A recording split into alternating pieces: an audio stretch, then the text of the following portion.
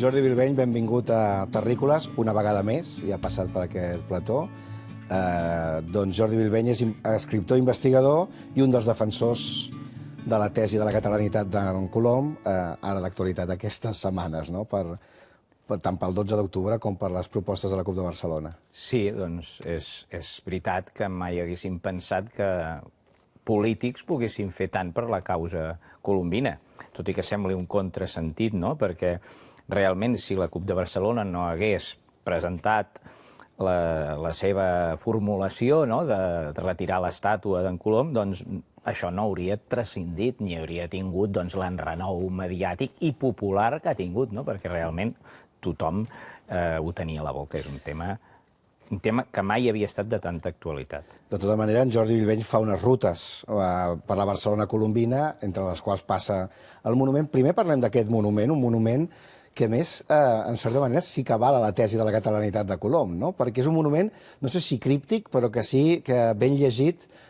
dona força sorpreses, oi? Sí, i jo sóc el primer sorprès, perquè jo havia passat per allà davant desenes de vegades i com a molt em quedava com l'angúnia de no haver pujat al restaurant. Si és, que encara no ho sé, que tota la vida han dit ja a dalt has de pujar a un restaurant a dalt i a dalt hi ha unes vistes collonudes.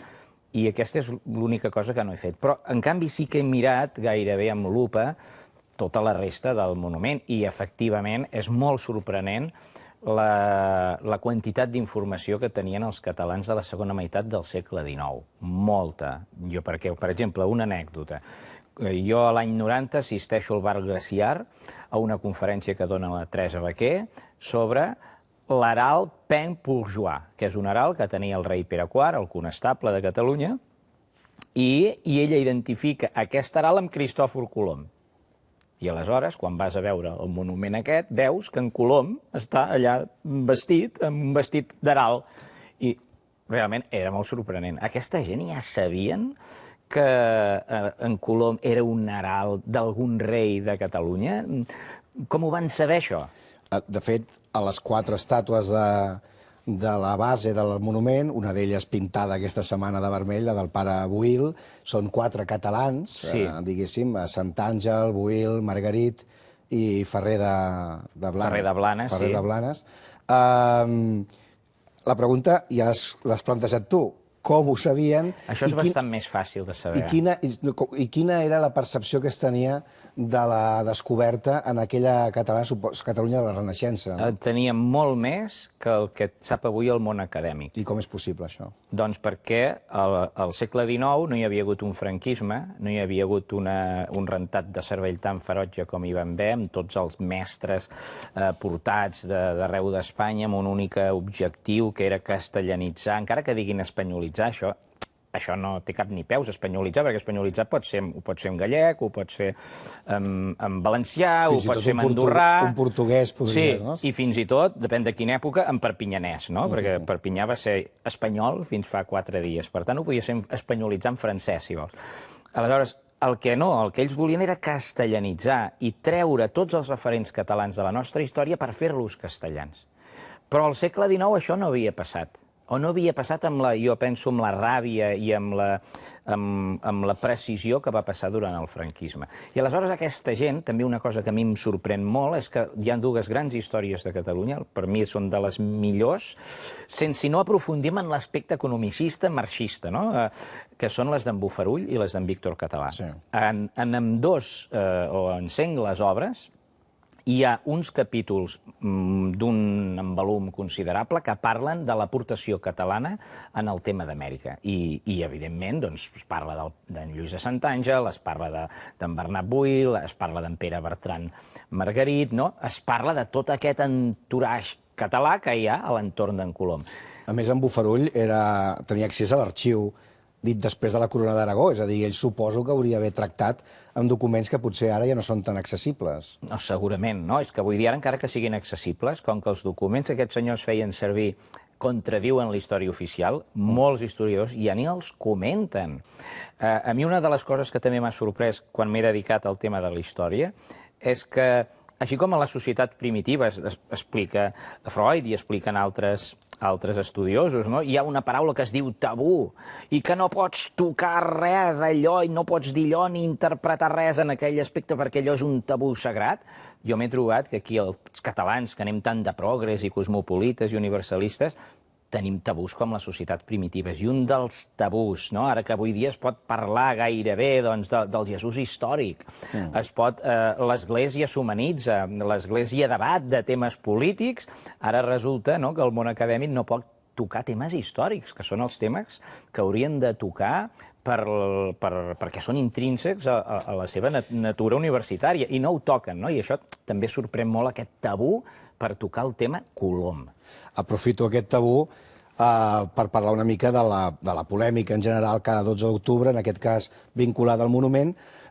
Com hem de valorar del segle XXI estant en fi, diguéssim, el viatge a Colombí, no sé si dir-li alguns gesta, altre genocidi. En Jordi Bilbeny, com ho valoraria, independentment de que Colom fos o no fos català? Després en parlarem. El viatge. El viatge i el que suposa després de la conquesta. Són dues coses diferents. És com si un romà ve un dia aquí o un grec ve a treure el nas aquí i després hi ha la conquesta romana. El primer romà que va venir a fer turisme o a banyar-se en unes aigües termals, no?, o a comprar... No venien sols, sempre venien amb la legió. Exacte, després, sí. Però pensa que molts legionaris romans eren també de gent de províncies, que eren... El que sigui, jo vull dir que una cosa, jo sí que ho vull diferenciar, una cosa és un fet nàutic, tècnic i científic de dir, hi ha d'haver un continent, perquè les cròniques antigues en parlen, perquè Erastòstenes ja ho va mesurar, la distància de la Terra, i nosaltres sabem que falten doncs, unes quantes milles, ells mesuraven en milles, i falta una distància. Aquesta distància podia ser que fos aquest continent perdut. El busquem i aleshores tots els científics catalans, que a més havien confegit al llarg dels segles, també gràcies a la influència dels cosmògrafs jueus, elaboren uns instruments que poden navegar per llocs on ningú pot navegar, perquè antigament la navegació es feia de cabotatge. Anem d'aquí a Mallorca perquè sabem que Mallorca és aquí. Anem d'aquí a Múrcia perquè sabem que hi ha la costa valenciana. Però endinsar-se a l'Atlàntic era una cosa com això que veiem de la Guerra de les Galàxies, que un senyor perdi la brúixola i quedi penjat per la infinitud del cosmos. Era una cosa així. Doncs aquests senyors van aconseguir fer, amb els seus coneixements, dir, no, hi ha un continent, i aquest continent és aquí, a aquesta distància, i arribarem fent aquest camí. I després tornem. Això a mi em sembla una gesta d'un valor científic i d'un valor cultural brutal, no? I, de fet, les conseqüències van ser també brutals en positiu i en negatiu. Doncs, per dir-ho amb el lema que apareixia en la base del monument, el 12 d'octubre hi ha res a celebrar? No. O què es pot celebrar un 12 d'octubre? A veure, aquest és un altre element, no? O sigui, tenim un senyor que arriba allà i després hi ha un seguit de coses que passen després a posteriori. I algunes encara estan passant avui dia. Avui dia encara hi ha deforestació a l'Amazones i moviments d'indis de treure'ls d'un lloc a un altre i menyspreu de cultures indígenes, no? I productes químics perquè unes poblacions marxin d'aquí i se'n vagin, i contaminació de rius i explotació dels recursos naturals. Tot això passa avui dia i en Colom no hi és.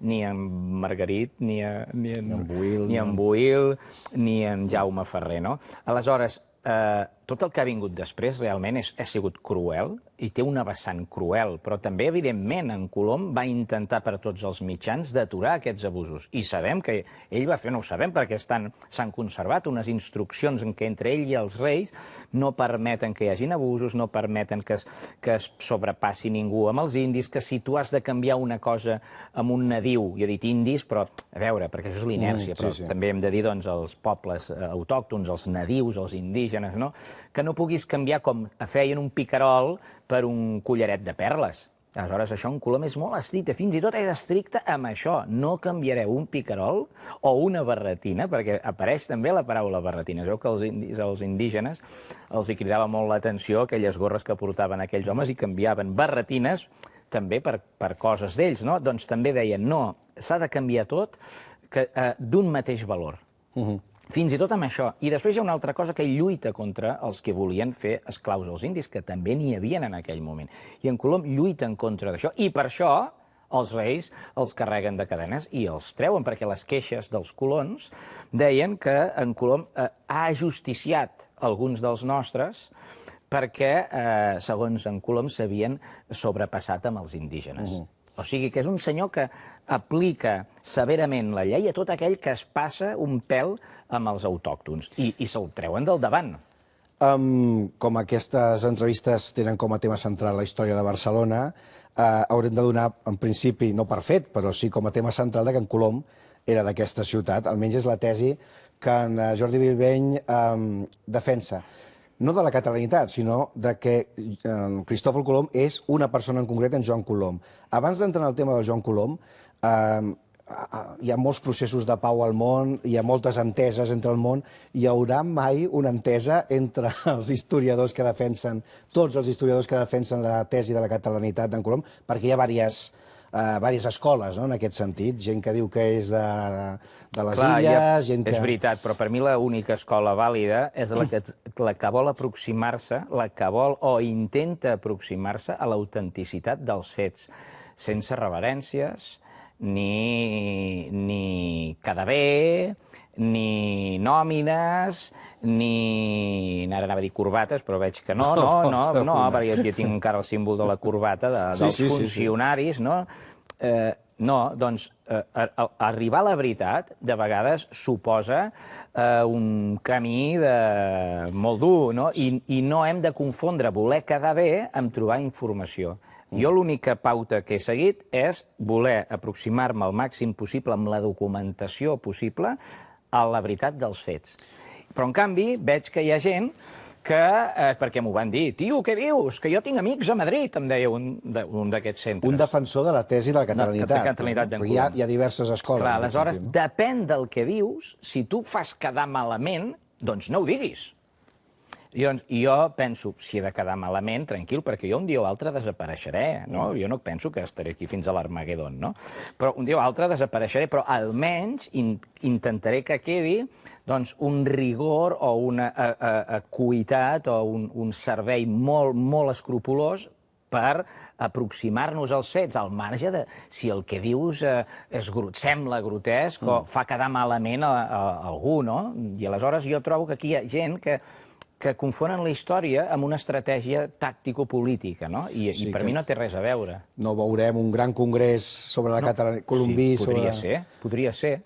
Jo no dic que no, simplement jo et dic que... Abans o després de l'Armagedon, això no queda clar, no? Sí, l'única escola que a mi em sembla que és vàlida és la de servir amb la màxima objectivitat possible als fets sense intentar treure'n res a canvi. Aquí hi ha, clar, ara en parlarem sobre el tema dels documents i la veritat dels documents, però prèviament a això, en Jordi Bilbeny, ho sap molta gent, defensa que en Colom era una persona en concret, que és en Joan Colom, membre d'una família de prohoms, banquers, governants, presidents de la Generalitat.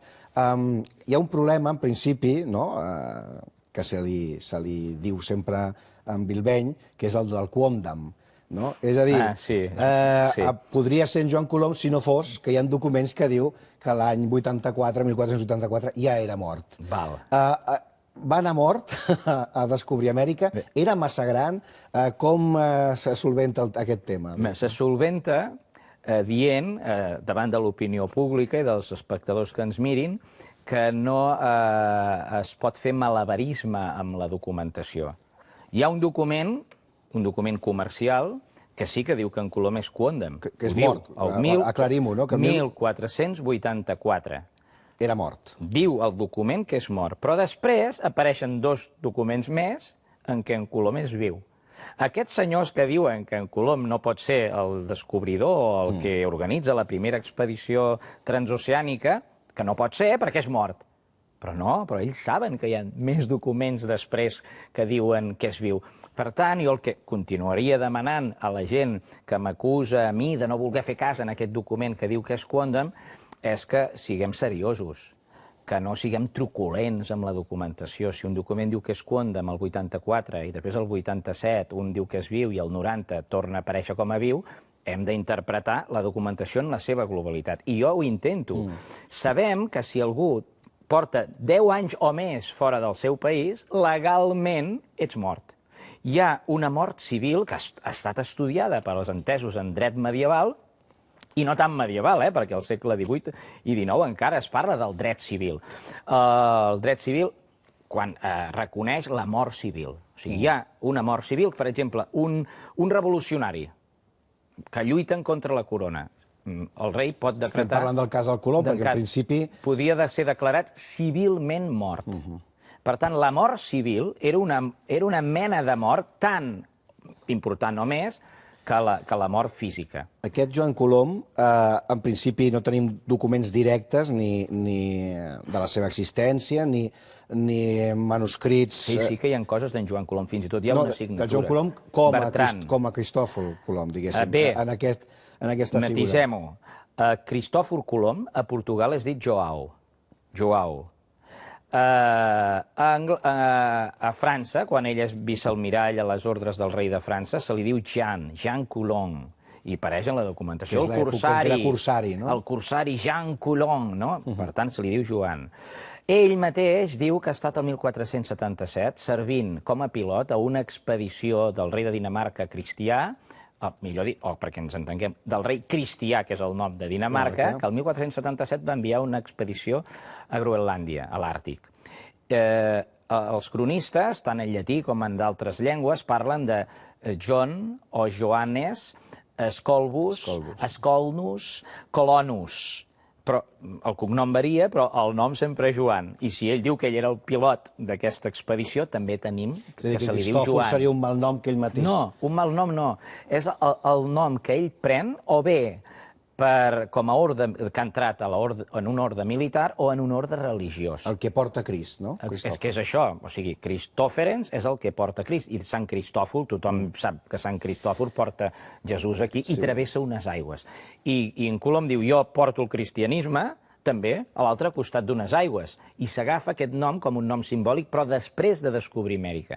Abans apareix sovint esmentat, que et dic, com a Joan, Joanes, Joao, i ell mateix, en diversa documentació, fa un gargot, que és com un vistiplau, perquè suposo que el copista o algú li hauria escriure la carta, i ell, per donar el vistiplau, fa una J entrellaçada amb una S, que els entesos en cal·ligrafia medieval entenen que és Joanes abreviat. Una de les tesis també pertinents d'en Bilbeny és que hi ha una gran censura per la monarquia hispànica de les documentacions oficials, però això, com és que no ens ha quedat rastre d'aquest Joan Colom a altres països? És a dir, ambaixadors venecians, enemics francesos o viatjants de tota mena que parlessin d'aquest Joan Colom. És a dir, pot ser lògic... Jo t'acabo de dir que sí que n'hi ha. No molts, però n'hi ha alguns per allà al mig que se'ls han escapat. Joao, Jan...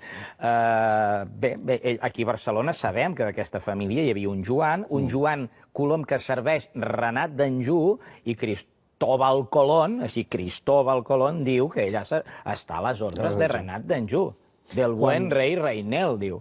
Quan ell torna d'Amèrica, ve a Barcelona. Cosa també ve perquè estan els reis o ve perquè és casa seva? Bé, no, suposo que ve perquè el gruix de l'expedició es prepara aquí, perquè els reis hi són, perquè en Colom... Això ha sigut convingut. O sigui, jo no m'imagino que aquest senyor se'n va a Amèrica i després, vale, ja veurem on torno, i els reis, ostres, són a Barcelona i han d'anar a Màlaga. I la meitat de l'or... Enviem un WhatsApp, no estava. Sí, la meitat de l'or, perles, coralls, tot el que hagin trobat allà ja s'ho poden haver venut. I com que això és una empresa reial, hi ha d'haver un control reial. I els reis diuen, tal dia t'espero a Barcelona, i en Colom ho diu, he de tornar, que els reis m'esperen per l'abril, amb el seu dietari, quan és per allà pel Pacífic, per les Antilles, ho diu, tal dia de marxar que els reis m'esperen a l'abril. Per tant, hi havia d'haver una rebuda oficial amb els oficials reials, amb les duanes, què has trobat, tant per tu, tant per mi, i que no es pogués escaquejar ningú. Un dia passejant per la plaça del Rei vaig veure una d'aquestes guies una mica no oficials d'estrangers, de guiris, explicant que per aquella plaça van portar a Colom manillats a una sèrie d'indis com a esclaus. Com va ser la tornada de Colom a Barcelona, portava els indis emmanillats, va ser una rebuda multitudinària, va arribar...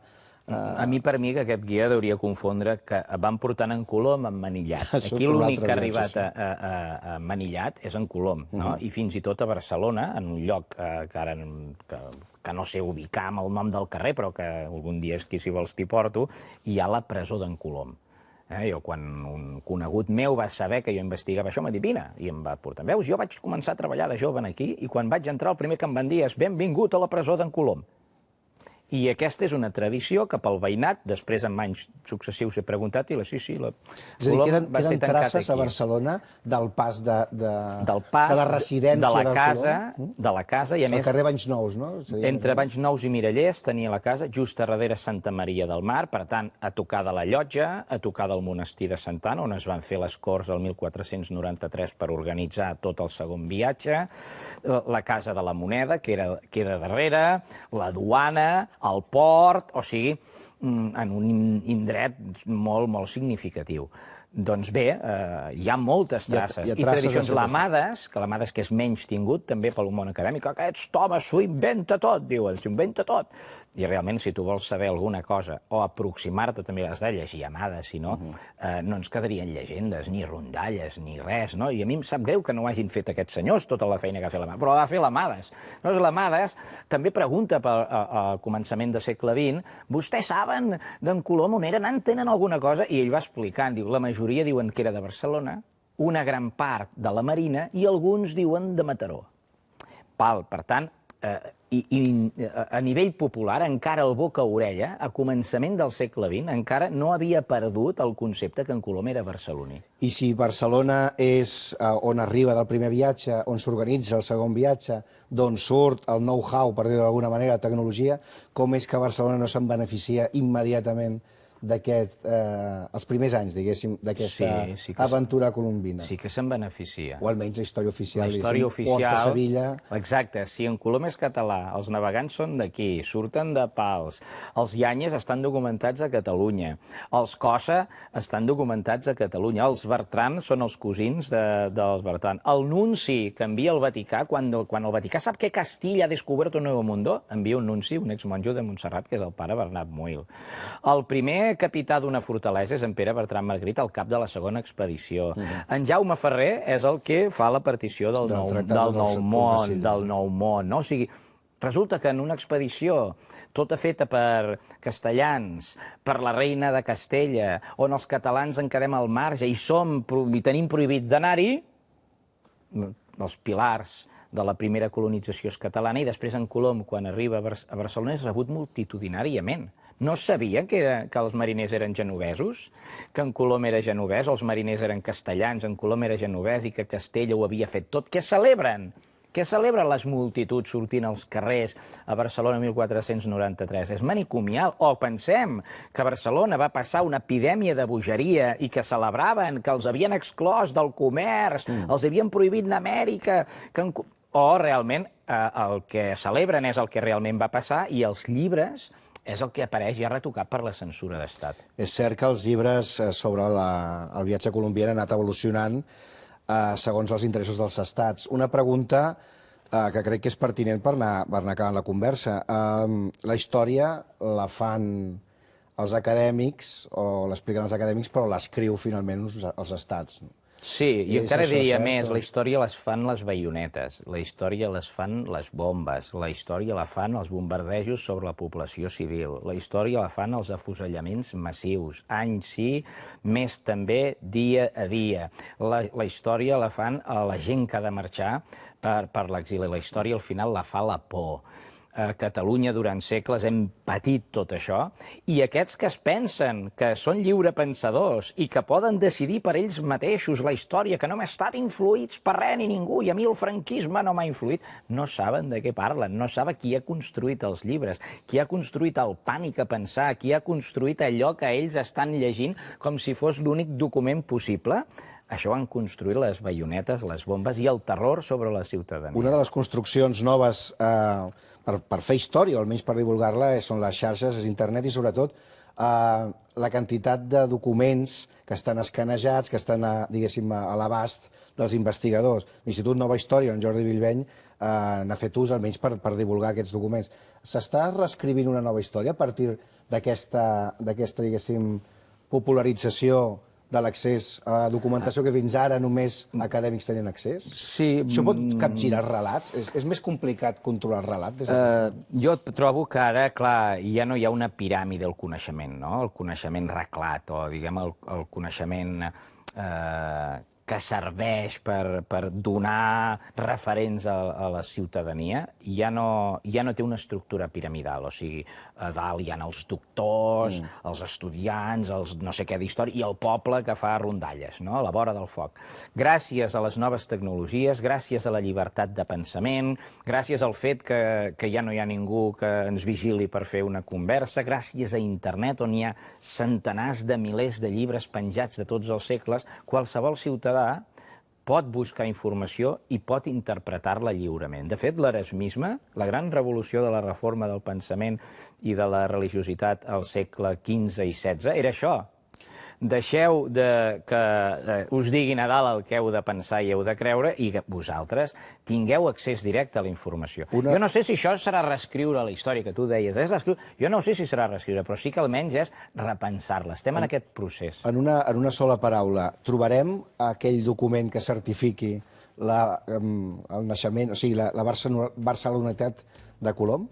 Està amagat en algun lloc? Sí o no, ho creus? Podria ser, però que no el tinguem aquest no vol dir que no n'hi hagin centenars d'altres que sumats fan el mateix efecte. Jordi Billbeny, defensor de la tesi de que Colom era barceloní, a més de català. Gràcies per vindre al Terrícoles. Gràcies a vosaltres per convidar-me.